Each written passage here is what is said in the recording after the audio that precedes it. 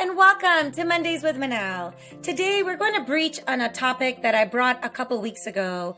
And this topic is really close to heart because it comes from experience. And many individuals are facing it today. We are going to re-engage the conversation around burnout. As I was doing some research on this topic, because I am giving a keynote speech on it in a couple weeks, I ran across an article by Harvard Business Review titled, How Managers Can Prevent Their Teams from Burning Out. It's by Jen Fisher. And what's interesting, the article starts off with a Deloitte survey done on 1,000 employees currently. 77% that they're experiencing some sort of burnout. 50% of them said that this is a repeat feeling or emotion that they're going through. And 87% of those respondents actually have passion for their jobs. These are individuals in jobs that they want to be in and that they enjoy. And so the question is, how can managers and companies instill and build the infrastructure to help not only retain employees, but help prevent this burnout that's creeping at a very fast rate, especially in our digital workplaces? What's concerning is that 7 out of 10 respondents in the survey stated that they did not believe their company was doing enough to minimize burnout. And I think like another 1 in 5 felt that their company did not even have programs in place for, stress reduction measures. And this is very concerning because employee retention is so key to long-term success. It isn't just a checkbox or a task. It's a variable in this whole ecosystem of a corporation. And in this ecosystem, you are not only fueling employee productivity and motivation and engagement when you reduce burnout, but it is playing into the foundation of your company, maintaining an alignment of your values, your mission, and your culture. It is ever so important.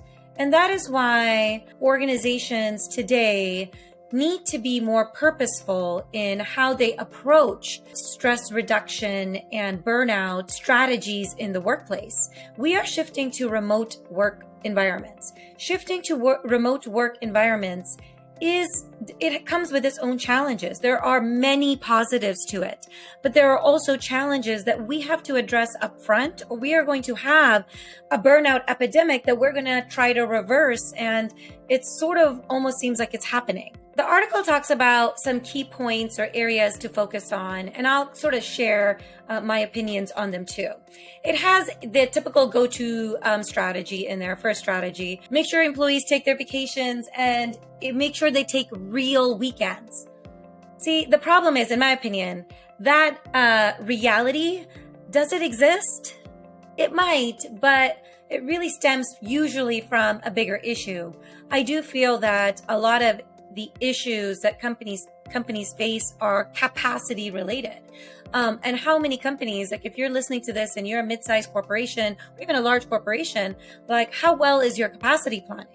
How many times is it pressure tested? Are there new products that are more complex? Or is it changing work environment and changing tech evolution, AI evolution, creating different forms of complexities? Like there's a lot of pressure testing that needs to go into our operational practices and capacity modeling and planning that I do think, is a little bit is usually not front and center or has the discipline that it should. I also think that, a lot of companies fall to this. I mean, even large corporations where there's a single point of failure. If you have a process where there are one or a few individuals that are the holder of information, that makes it very difficult for that one person who is probably a subject matter expert and somebody you don't want to lose they're probably more vulnerable to stress and burnout than others, because how can they take a vacation if they are the holder of information and something goes awry and they have to fix it, right? That needs to be readdressed and re-looked at. Leaders, us managers, we need to be better as well. If we have a process where we are sending late night emails or weekend emails because it just is the way our life is integrated with our work, that's okay. But we need to be open with our communication. Let our employees know that, hey, look, I have this process where between 9 p.m. to 10 p.m., I like to catch up on my emails and send them all out. I'm not expecting a response right away. If I do, I will tag it as, urgent, whatever it may be.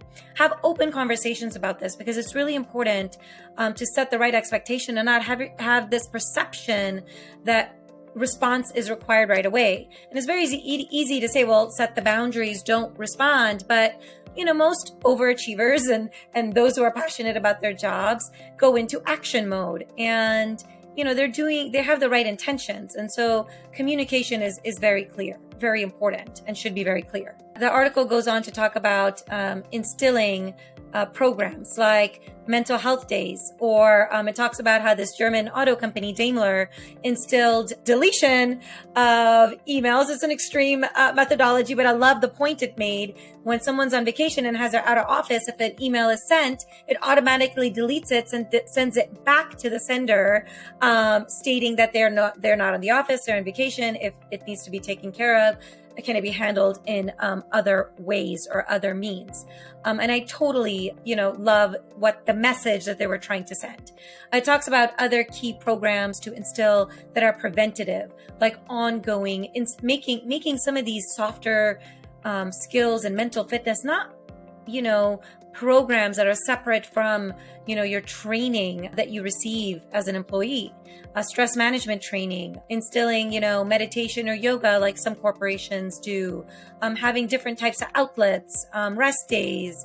When a big project finishes, rewarding, your team with a couple reset days, whatever it may be. But there are ways, simple, low-hanging fruit, and then larger, complex, programs to instill in regards to training and ongoing training and, whatever other programs there may be.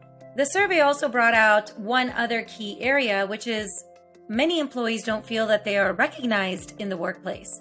Now, this is also a challenge in a shifting work environment to more digital workspaces, but it is also a challenge for burnout because it all comes into play, right? Your emotions are tied. They're not, isolated and siloed.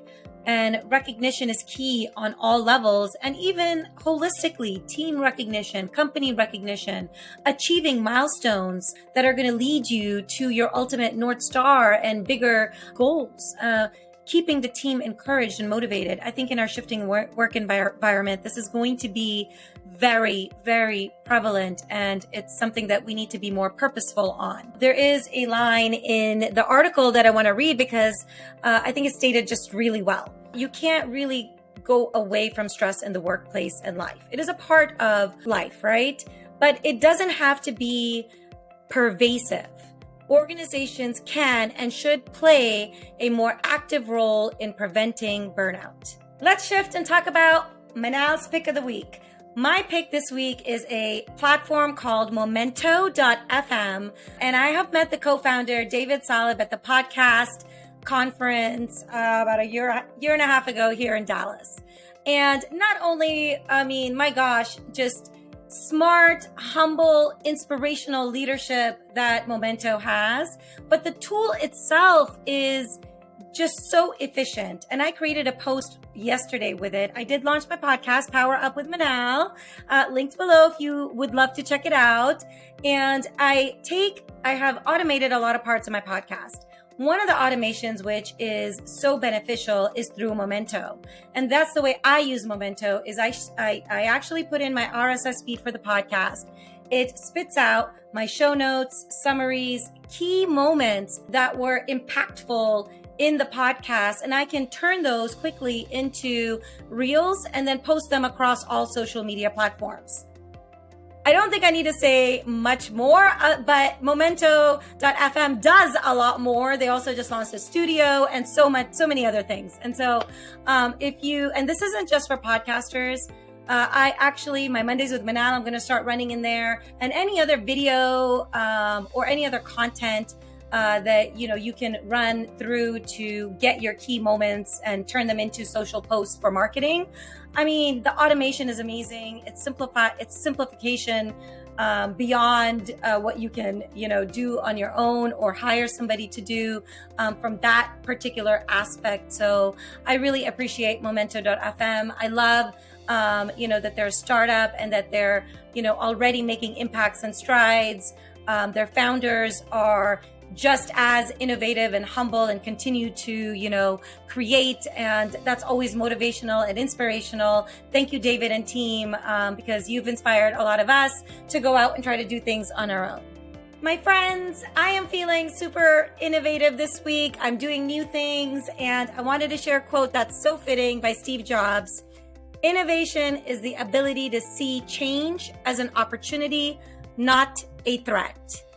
Have an awesome week ahead. May you be creative, innovative, and make an impact. Cheers.